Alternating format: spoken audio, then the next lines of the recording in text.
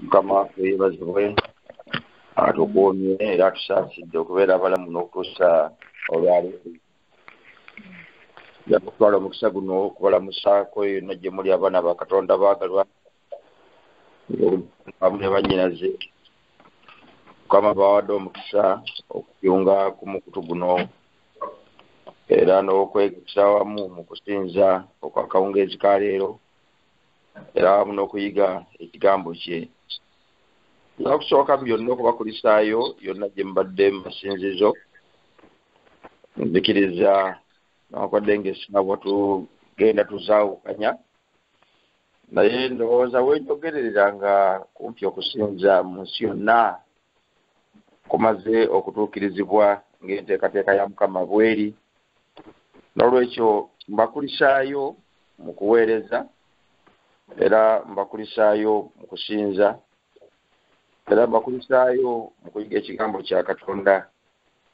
Kiba kya bbeeyi era kya ttendo bwe tubanga buli omu alina kye yeetwalidde gy'asinzirizza okusinga gw'ogenda n'olabikayo obulabisi mubiri naye n'ovaayo nga tolinayo kipya ky'ofunyeeyo. Era mbakulisaayo ne mu kutabagana okw'obooluganda mugyeko okusinza Mukama Katonda ng'enteekateeka ye bweri. Olunaku lwa Katonda olutukuvu olwa Ssabbiiti olunaku luno tulina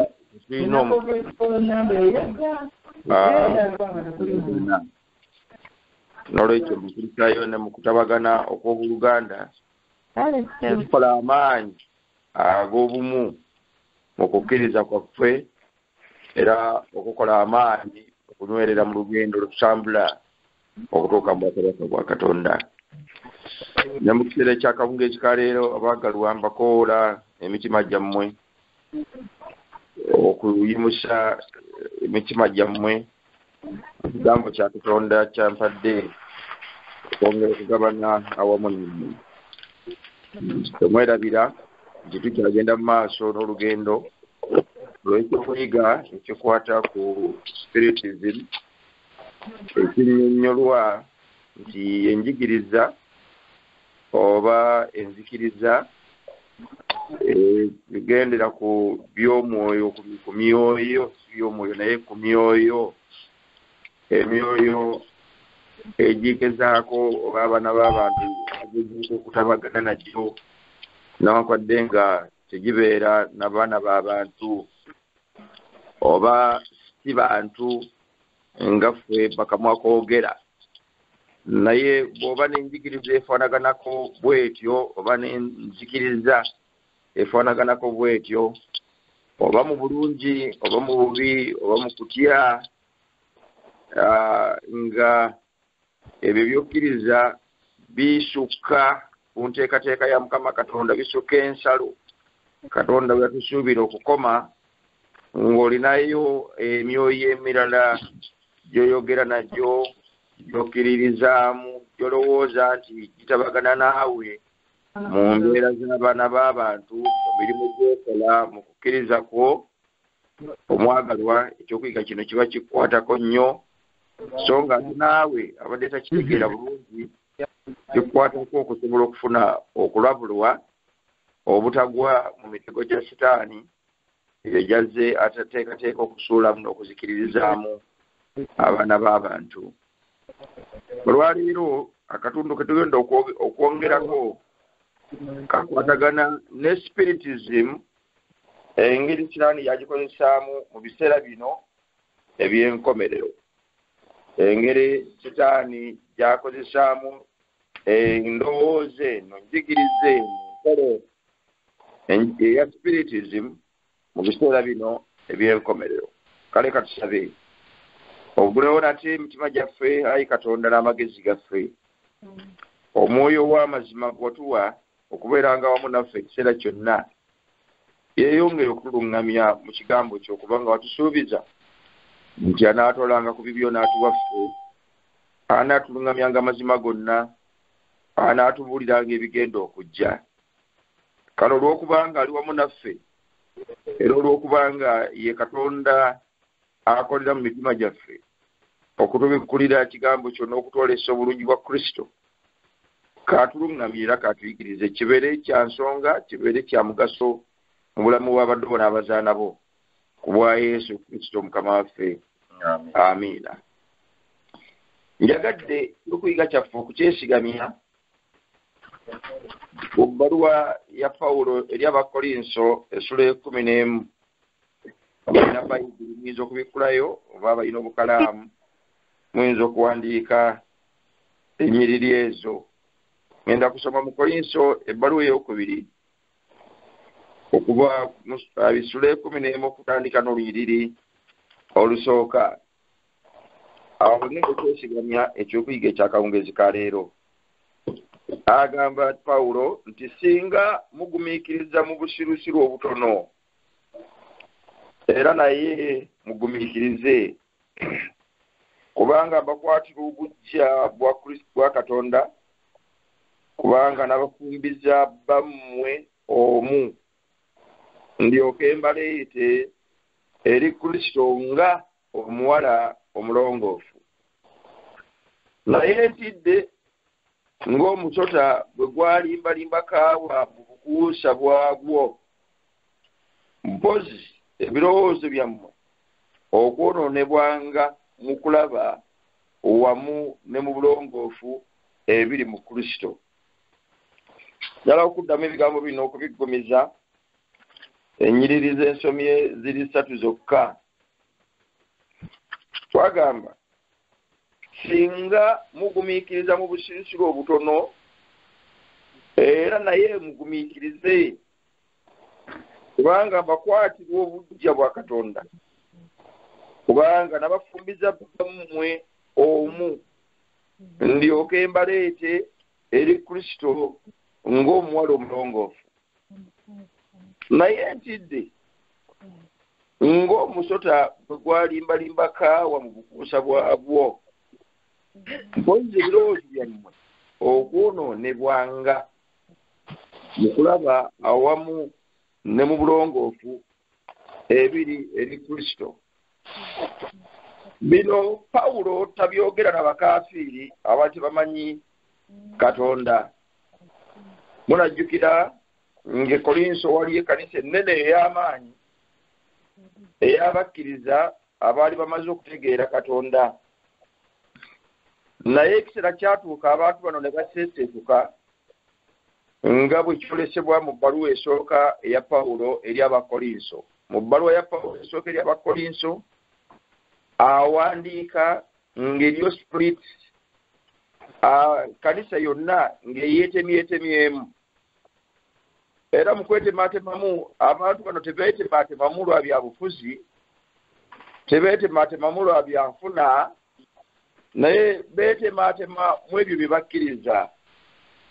Abamu n'okwaŋŋanga ne baŋŋanga okwogera ti ffe tuli ba Pawulo, ate abalala bo ne bagamba ffe tuli ba Keefa, ye Peetero, ate abalala bo ne bagamba ffe tuli ba Apolo, oyo yali musajja mubuulizi wa njiri ow'amaanyi, naye ate abalala bo ne basigala nga bagamba nti ffe tuli ba Yesu.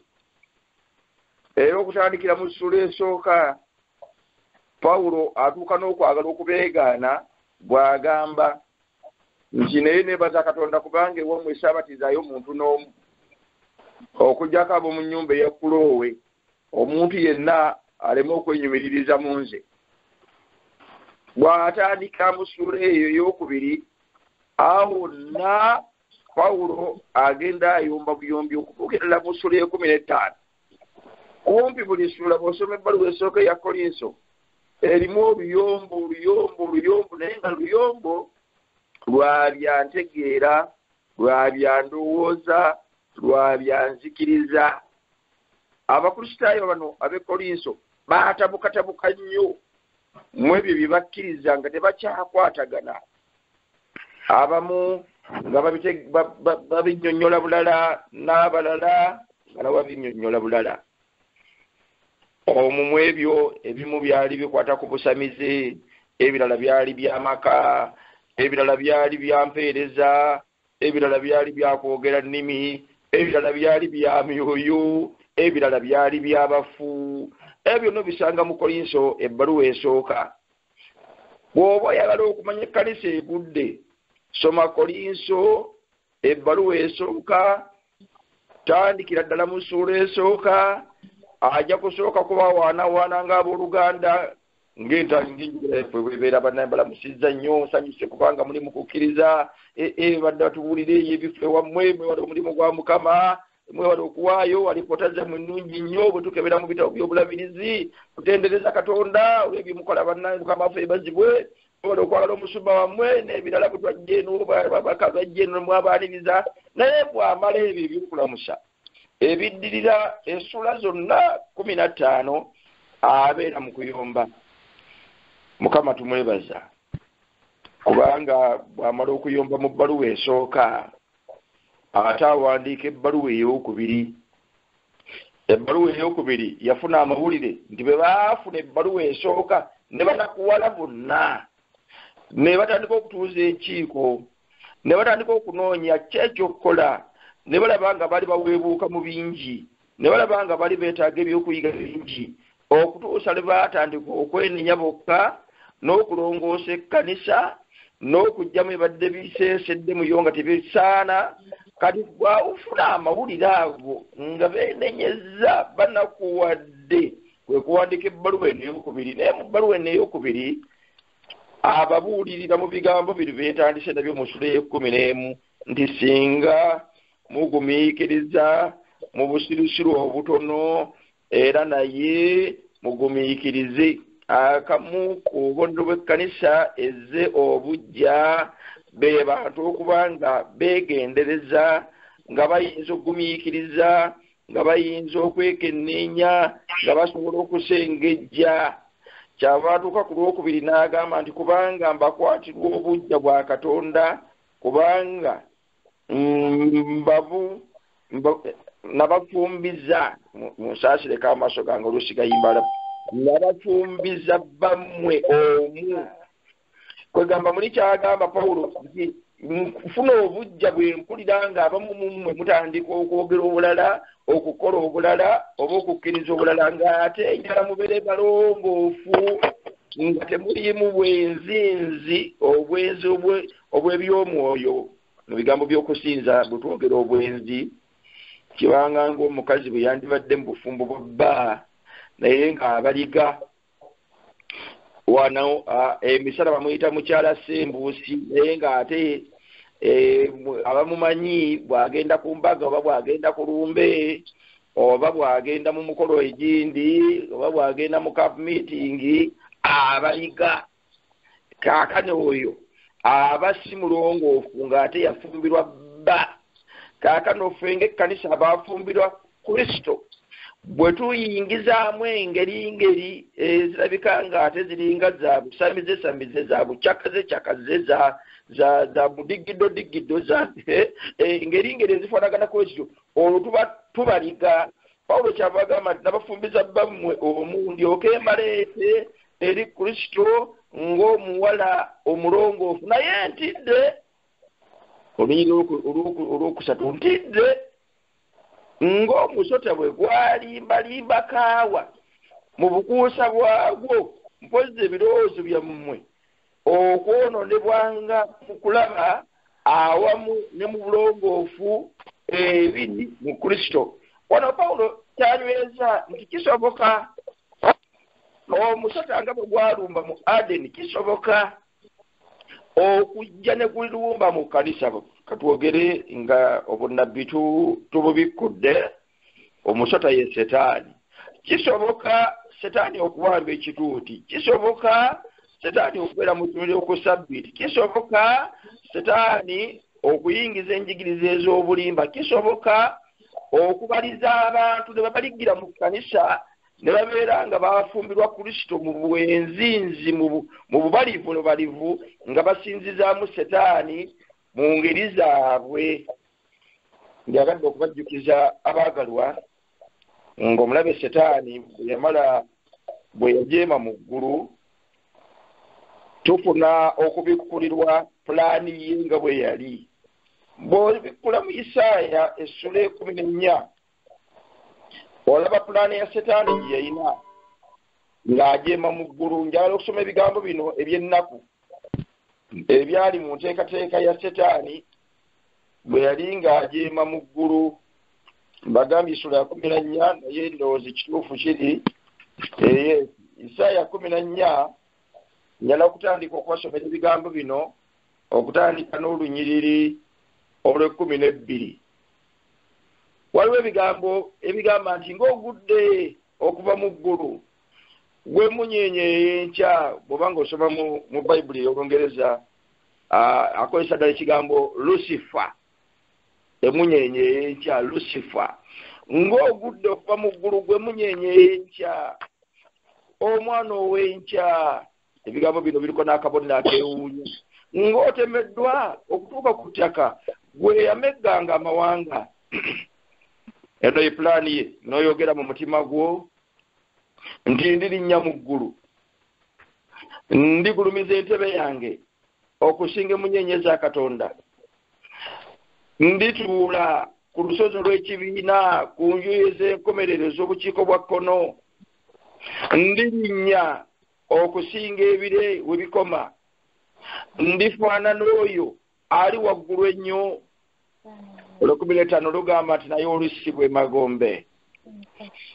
Pulaani ya Setaani ng'ajeema mu ggulu yalina ensonga 5. Ennaku zino tumanyiridde abakulembeze baffe abajja mu bukulembeze ajja n'ensonga namutayiika Ssemasonga Ssemasonga ajja ne Ssemasonga z'ayanjula mu kisanja ekyange tulina ensonga zino, ensonga 10 oba ensonga 9 oba ensonga 2. Naye Setaani naye yalina Ssemasonga mu pulaani ye ey'okujeema. Ne Ssemasonga ze zino 5. Ensonga esooka yeeyo gy'agambye nti ndirinnya mu ggulu. Katugende mu bunnabbi obwangu butajja tulwisa. Bw'aba Setaani yajeemera mu ggulu, kati ate ekigambo ndirinnya mu ggulu kyali kitegeeza ki? Mu bufunze yali alina pulaani ey'okuwamba eggulu ateekewo erisingako erya Katonda. Ekyo nno kyewuunyisa. Kino Setaani kugogerako kitonde, naye ate kaakano akyukidde Katonda we okuteekawo eggulu erisinga erya Katonda. Temwewuunya, Bayibuli erina eggulu lyetubikkulira olwaleero, naye emyoyo gino sejja Setaani, emizimu gino gireeta endowooza nti ate waliwo eggulu erisinga erya Katonda lyatuteekeddteekedde. Temumulaba muwuliriza eggulu erimu nasibu nnyo gendamu eriyo ate omuliro ogwokya. Omuntu bw'afa ng'abaga nti ate yagenze kati tumuwere ekitambiro kya mmisa, ate kati twegayirire Katonda be wa kisa, ate kati ali mu kubonerezebwa, ali mu purigatori. Kwegamba eriyo eggulu nga bw'olirowoozaako nazibu okuyingira. Era nowulira abanga kibategera amazima ne nga Katonda oba yateekateeka ati ate tugende eyo bakwokya akagalo myaka 10 eno wansi nga beegayirira Mukama abeere wa kisa nga amusaakira. Ate bw'ovaawo eri eggulu lye bayita ery'abeesiimi, eggulu ery'abeesiimi nga lyezibu okubeeramu, kubanga Katonda abantu abatuuza mu bufo bw'ogenda eri ne beegayirira eno ku nsi, Katonda akutuuze ku ntebe z'abeesiimi kati bali awo ku butebe batudde butuuzi. Maama wembeera ku nsi nga nina ettaka lyange erimala, nganze kamwa koogera Mukama ansaasidde nina ettaka ewaffe e Uganda, lwaki ngenda okuntuuza ku katebe ntule butuuzi awo ku katebe? Kaakano Setaani alina eggulu lyateekateeka abaana b'abantu lye balowooza ngiro lyo liyingirwamu. Abamu bagendayo nga bazikubayira asidi, abalala bagendayo nga bafunye akisidenti, abalala bagendayo nga bagudde mu nnyanja, abalala kaakano tubitegeererawa eri gabaga Mukama amuyise. Musajja omu yali Reverend Yankutula Kebo, kubanga bwe yali ng'ayogera ku ggulu erifaanaganako ng'erya Setaani lyawa abaana b'abantu. Yasooka n'ansitula n'agamba Mukama, omukyalo oli gwe batuziika yali afudde asidi bambi amuyira asidi n'asaanawo. Naye Reverend yali abuulira ku mukyalo ono mukyala yali mulungi nnyo mwesigwa n'agamba nti Mukama omukyala ono temwekaaba temweraliikiriza kubanga abadde muweereza wa Mukama abadde alongose ekkanisa abadde mukebezi n'ebirala naye yasuubiza nti ndikomawo nate nembatwala gyendi tegendi namwe mubeereeyo omusajja beetuka ku bigambo ebyo nayogera nga nsimba n'obunkenke nayogera nga nfutula n'amiina n'agenda nkutula kebo n'agamba era nga bwe yasuubiza nti ndikomawo nembatwala gyendi yakomyewo n'atwala omuzaana we ngamba nenkutuka kebo neŋŋamba kintu kitalo obanga Katonda anaatutwaliranga ne mu asidi olinajja omutemu nanjira asidi kubanga Mukama mpita no eryo eggulu abagalwa Setaani yalisuubiza nti yalikola erirye nga gulumivu okusinga erya Katonda naye Yesu yamwogerako nga musi mubbi amazima tegali mu ye pulaani gy'alina yakuzikiriza eggulu eryo erya Setaani eryo lizikiriza buzikiriza naye Mukama yeebazibu Katonda si watutwala bwatyo ate ne Setaani byamulema naye talina gwe lyatutteyo mbasuubiza abaagalwa ti tewaliiwo muntu n'omu wadde bawerayo ebitambiro bya misa teriyo n'omu ali mu poligaatoli teriyo poligaatoli wonna oba oli abadde mubbi oba abadde musi oba abadde mulogo teriyo poligaatoli wantu wonna naye Setaani ayigiriza mu njigiriza ey'emizimu mu spiritizimu okulowoozesa nti waliwo abeetaaga okuyambako bannaffe bangi bazimbidde ku musingi guno bwe tuba tuziika abakyala nsonyiwa kubanga mwe temubeerayo nnyo nga tuziika bannaffe ab'enzikiriza ya Muhammad naye bannaffe abaisiraamu ffe abasajja ffe tuziika kale bwe tubeera eri mu kuziika nolaba abantu nga beeraliikiridde kubanga ono bwe tuziika Haaji oba Sheeka balina okumuwa empoza emala kubanga gyagenda si wangu wazibu balina okumujjukiza ebintu byonna bwe banaakubuuza erinnya ly'eggwani ng'obagamba nti nze Zubairi bwe banaakubuuza nti ovaawa ng'obagamba nti nva Chicago bwe banaakubuuza nti wasinzanga mu ddiini ki ng'ogamba nti nali musiraamu bwe banaakubuuza nti twala wafisalanga mmeka kati bamujjukiza ebintu nabale bamuteekeire bamuteerayo n'akataala kubanga akizikiza kubanga kizibu naye akatala kake kubanga alina waatuuka n'asanga malayika akutte enyondo oyo n'amugamba ovaawa wewatabidda bulungi n'amukuba akayondo n'avaawo n'asanga omusota watangira wadde kumuluma ekisenge bwagenda kwegamba ebintu nga bizibu naye baganda bange bagumya teriyo wakayondo teriyo musota guluma kusanga mukubo ng'ogenda terina gy'ogenda by the way teriyo tulinze bulinzi Yesu Kristo okudda alyoka azuukiza abatuukirivu kale n'ababiina baali bazuukiza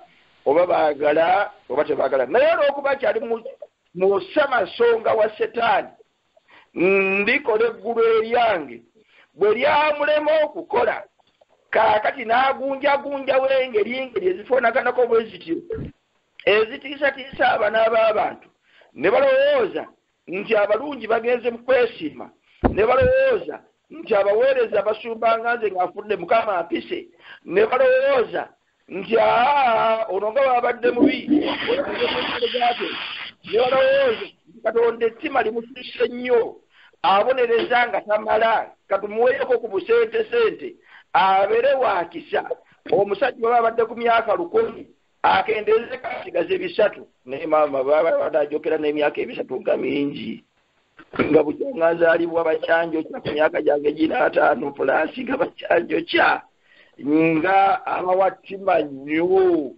nga basiizeeko n'osama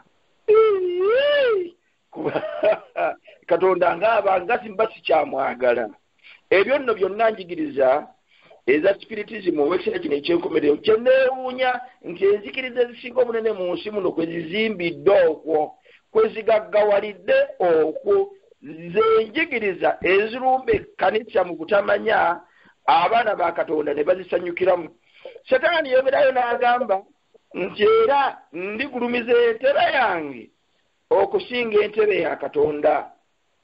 Mulaba bw'ateekawo enjigiriza ne zisukka ne Bayibuli. Mulaba bw'aleeta endowooza abaana b'abantu ne bazisanyukiramu. Mulaba bwe zibanguyira. Mulaba basinga obungi ne batandika okumusinza ng'alina ekibiina kinene ekyabamugoberera. Yeeyongerayo n'agamba nti si ekyo kyokka naye ndituuka ku nsozi olw'ekibiina ekinene. Mu Lungereza n'agamba nti I will also sit on the mount of the congregation on the farthest side of the north. Yagamba nti nze oba Yesu atudde ku mukono ogwa ddyo ogwa Katonda, nange njafuna ekibiina kinene nga nze tudde ku lusozi olugulumidde olunene ku bukiiko obwa kkono.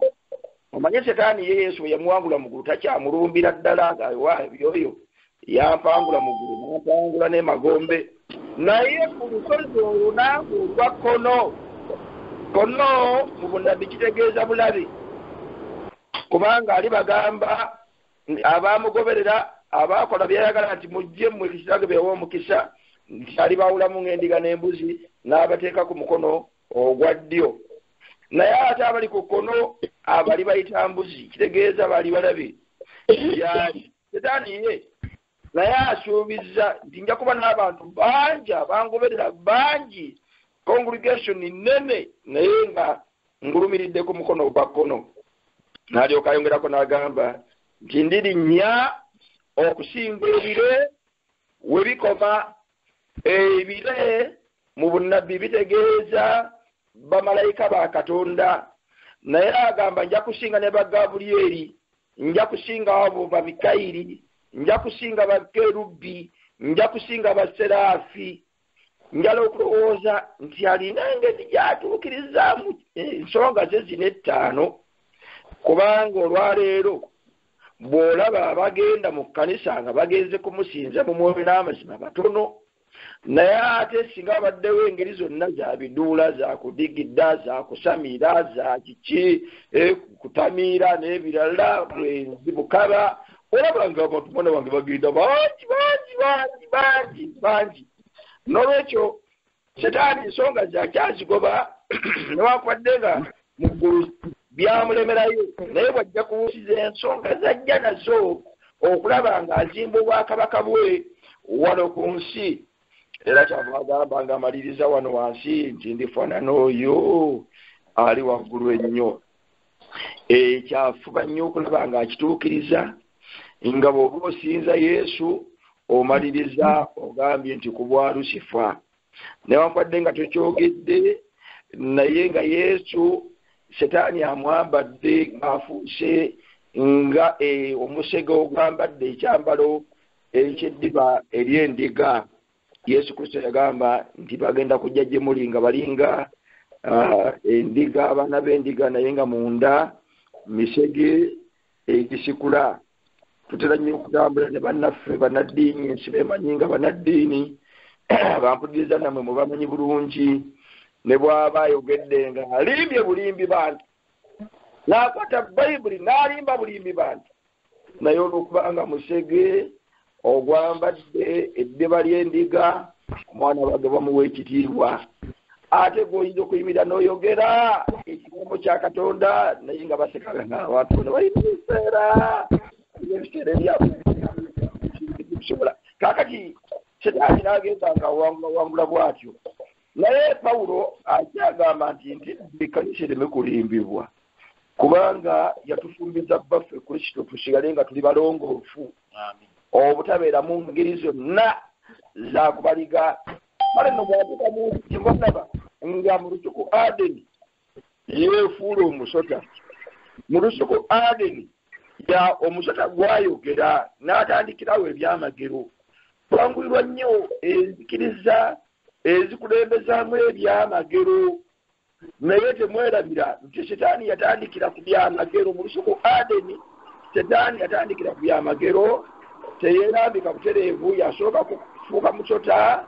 Bw'ava omusota gwayogera, sooka Katonda mu Bayibuli tagamba nga tukole ebyewalula mu ngeri tukola ebiwuka mu ngeri yaffe nedda ebiwuka tebiteesa tebirina nkiiko ziteesa nga zoogera ne ziwandiika n'osanga n'emiratisi zaazo nedda ebiwuka ebisolo tebisoma bayibuli era Katonda tagenda kubibuuza kyawandiikibwa kyonna apaana ebyogera n'abaana b'abantu mu maloboozi nga bwe njogera nammwe abaagalwa naye Setaani yakikola era omukazi bwe yeewuunya ng'alaba ekyamagero naye asaamirira n'okutuusa olwaleero abantu basaamirira ono omusumba alina amaanyi ono omusumba akutegeeza nebikubaddeko mukubo obanga obadde ojja bannange omuwuliranga nga Pasita Sembuusa akutegeeza yabadde mu kisenge ekyekiro ne muwuliranga akutegeeza ebyaliwo wiiki ewedde ne mumuwuliranga ayogera nti obadde wali oguze wali obadde wali mu dduuka wali n'ogulayo essaawa n'ebirala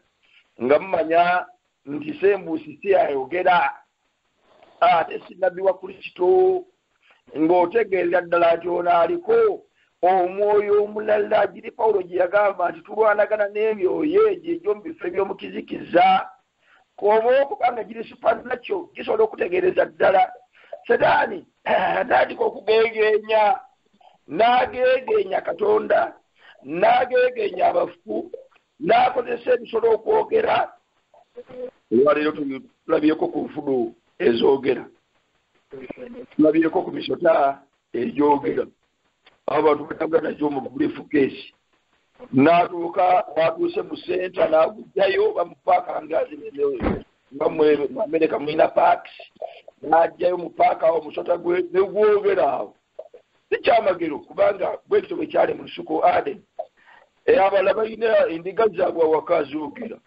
nagira nteekaawo emaze emyaka 2 erina ejjembe lyebasiituuka eno wakati mu mugongo naye ng'eyogera ye mutegeeza bizinesi ezigabe zigenda okutambula abalala balina emiggo egyogera balina mpeta ku ngalo naye mpeta emutegeeza byonna kati nokwe bw'ogendayo ebizibu bikuyinza emirimu gikubuze amaka gatabuka abaana bakufaako n'ebirala kati omusajja omusanga alina empeta ye naye ng'akutegeeza byonna ate ogenda olaba nga biringa eby'amazima ng'olowooza nti ono aliko omwoyo wa Katonda nedda Pawulo ayongera okunyweza nti abaagalwa ntidde ng'omulabe Setaani ayinza okubafuula abenzi ne mubaefu obwo bwemba tekubiteekeddemu era bw'oba nga weetegereza bulungi omulabe Setaani yatandika okuwanda mu Katonda mu Katonda ebigambo ddala kusoma ebimu ku bigambo bye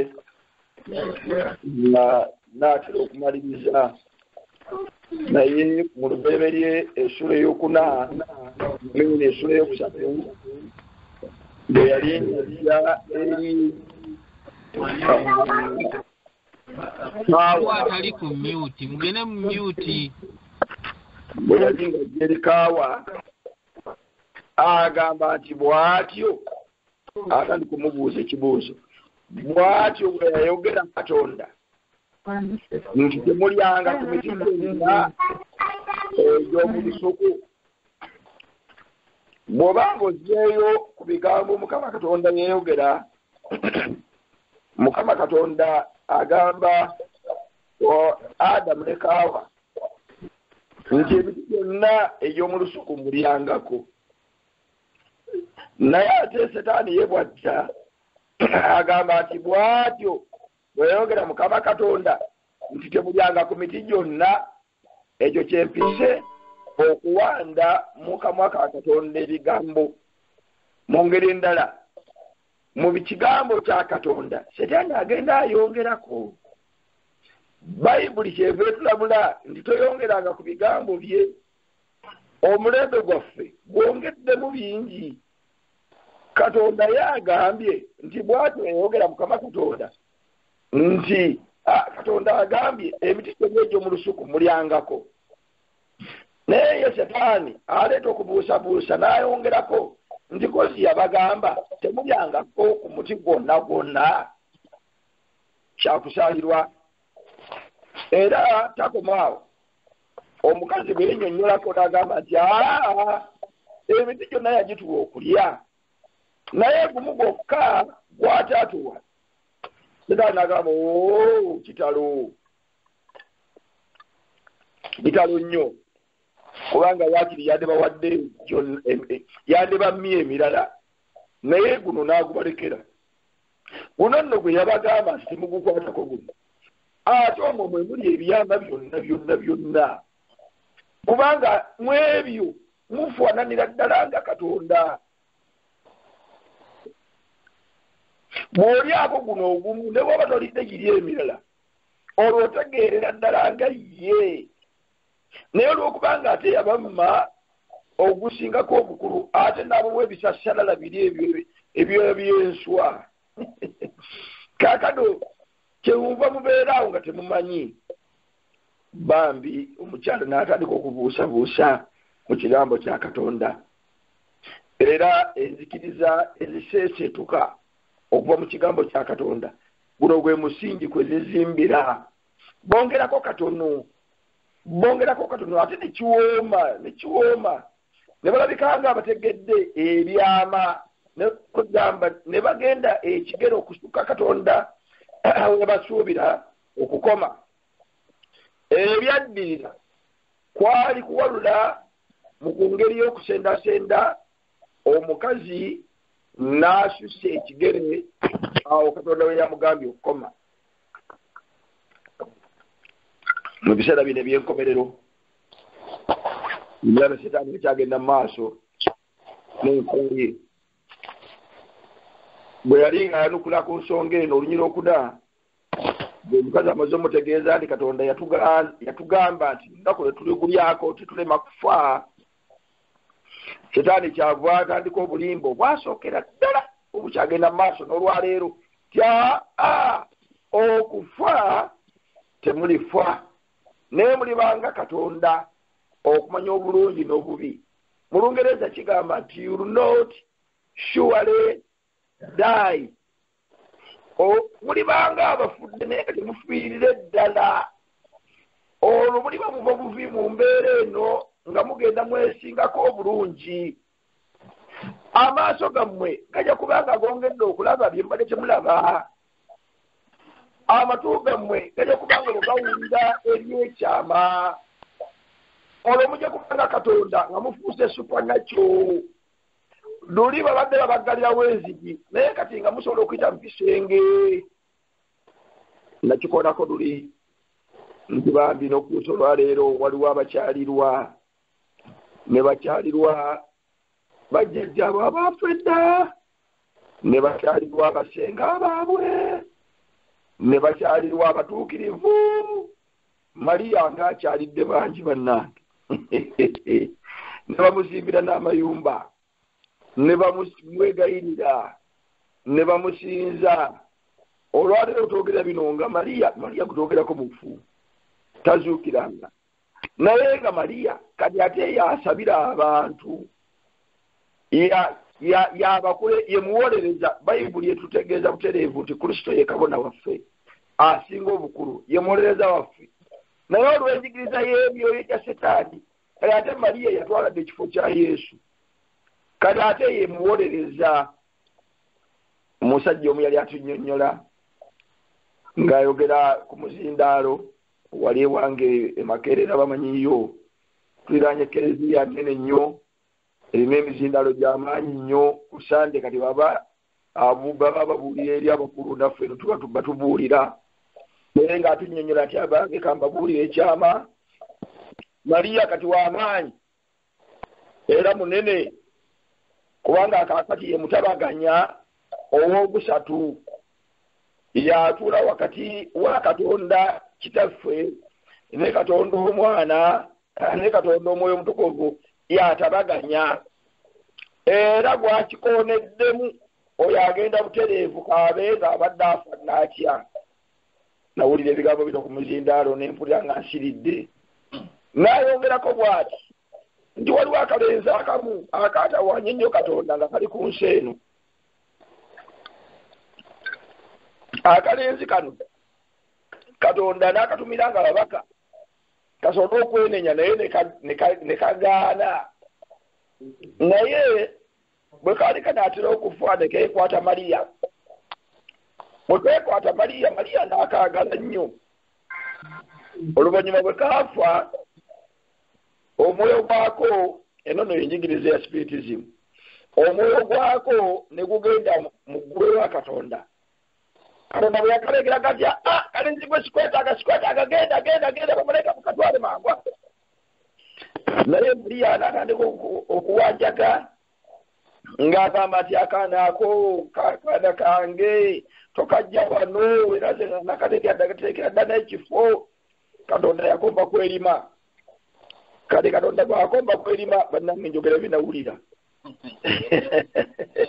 Siyigiriza naye mbategeeza kye nawulira. Katonda bw'akomba kwerima akalenzi n'akagoba, naye ebyembi nti Yesu yali aliko gyali, simanyi nange biri mu ggulu oba Yesu bw'abeerako Samueya. Kale ate Mariya n'asigala awo ng'akyakutuuka ne Katonda si mwangu. Ebyo byonna bannange bizibu. Bambi akalenzi ne bakagoba. Kati Mariya olw'okunyiiga nagandi kale obwongo byakalenzi nange ngenze kanzireyo nfuna abantu bange ku nsi. Bino nali mbiwulira ku muzindaalo. Ereziya nga yonna eri ku bunkenke. Mariya n'anoba okuva mu ggulu. Kati abaali agenda akomawo ku nsi yeejumudde. Yesu n'akomawo n'abuuza, ne maama aluwa nga tasibulaba mu ntebe ye, maama aluwa nga sibulaba mu ntebe ye. Bamalayika bano bagabulire bagamba nti munange baddewo tobitegedde, bakyagalanyemu ne Katonda tyotyo waliwo akalenzi kagundi naye Katonda akagaanyi wano okuyingira ku ntebe ez'abeesiimi tyotyo. Era bw'akagobye ne Mariya naye yabadde akafiirako naye yazzeeyo mu kikubonaabona n'abantu be. Yesu n'agamba nti maama watali nange sibeera wano, maama watali sibeera wano. Niwe omutukuvu n'agezaako okwegayirira naye Yesu n'agamba nti ffe twali ku nsi ne tubonaabona ne maama. Maama yali ku musalaba nga yeyandaba nga bankomerera nti nange ngenze ffe ne maama. Kale munnange eggulu ne likyankalana. Katonda n'agandi kale akalenzi bakaleete. Kale akalenzi bakaleete. Kalifaaza n'alyoka awunzi kalaga bannange mulaba okwekwata Mariya. Naye Mariya gwayogera taliyo mufu.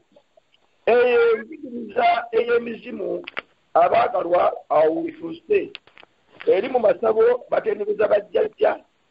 Ate no mu kanisa batendereza bamaliya n'abalala abafaanagano kwe batyo.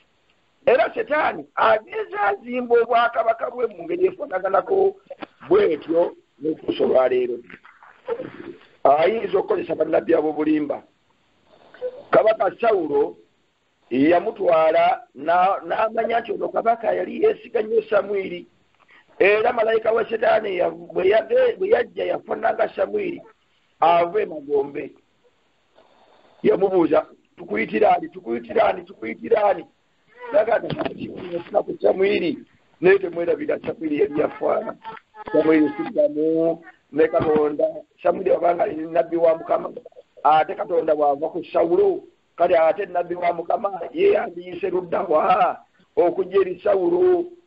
Naye Bayibuli egamba nti omuzimu bwe gwajja nga mwana wange nagati omulengera yajja omulengera ani oyo ndabanga Samwiri oyo Setaani asobola okugeegeenya. Ensonga lwaki ne ku nkomerero ajja kugegeenyeza ddala Yesu Kristo. Babagambe nti wuli wali mu ddungu mulinye ennyonyi, mulinye ebbaasi, mulinye tureyini, mulinye ebyombo nga mugenda okulaba Yesu ow'obulimba abagendayo n'okuwona bawone bakomewo bakunga abalala. Omwezi gugweko n'omwaka gugweko nga bakyagenda. Bapulezidenti bagende babawe emikisa gy'entalo baziwangule. Abasuubuzi bagende babawe emikisa gy'okusuubula baziwangule naye nga bagenda wa Yesu. Kyokka nga leeta batutte mu ggulu kyekyewunyisa. Era emizimu gino emibi olulala gyakayana ne gigamba nti kabaka oyo wa Isirayiri wabatawaanya ffe tulina engeri gye tugenda okumukwatamu. ebizibu ne gigenda kale abaagalwa n'okutuusa leero omulabe sitaani akyazimba engeri eno bwe tunaba tuzzeemu okusisinkana kyensuubira ku Wednesday nja kubatwalako kye tuyita modern spiritism eno tujja kugisoma mu kubikkulirwa essula y'e12 eyakubikkulirwa eraga sitaani ng'agudde okuva mu ggulu emaliriza ng'asunguwadde ng'agenza okulumba abaasigalawo essula y'e13 eraga obukaafiiri mu nsolo obwa bwajja bukolera mu bufuzi obw'abaana b'abantu mu empaya z'ennya ze mumanyi obulungi empaya eya Babiloni empaya eya Medo-Persia abaperusi empaya ey'abayonaani Grecia ne empaya ey'abaruumi Roman empire naye nga zegasse awamu ezoolesebwa mu ssula y'e13 ate essula y'e13 n'eraga okuyimuka kw'eggwanga eryakulanga obwakabaka naye nga liringa omwana gw'endiga ensolo eringa omwana gw'endiga ng'erina amayembe 2 obunabbi businga nnyo okusonga ku ggwanga lyaffe lino Amerika lina ensibuko z'enzikiriza ennyingi kubanga liryakola constitution ewa abantu bonna okusinza nga bwe baagala eggwanga lino nerisooka likola bulungi ekifaananyi ky'omwana gw'endiga kitegeeza nti ne libeera nga lyembulesinga Yesu Kristo kubanga ye mwana gw'endiga mu Bayibuli naye wansi agamba oluvannyuma ensolo eno neeyogeranga ogusota ekigambo ng'ogusota kitegeeza nti abadde omukristaayo n'ateeseetuuka okuva mu kifaananyi ky'endiga n'ate n'agenda mu kifaananyi kya Setaani awo wenja okutandikira ku Wednesday mbalage kye bayita modern spiritism. Pawulo atulabudde yagamba nti ntidde kubanga abamu ku mmwe muyinza okutandika okubaliga kikafuuwe fe abali mu kkanisa ye yasigalawo okubaliga kikafuuwe era okusaba kwa nkuli nti kikafuuwe waleme okubaawo omwana w'okubula yenna naye obanga wabaddewo okusendebwasendebwa obanga wabaddewo okusikirizibwa obanga wabaddewo obutamanya leero n'okweyongerayo Mukama Katonda atusaasire okubikuleko ey'amazima enkola yonna eya spiritism ereme okutuseeseetula okuva ku Kristo gwe twafumbirwa ku bwa Yesu Kristo Mukama waffe. Amen.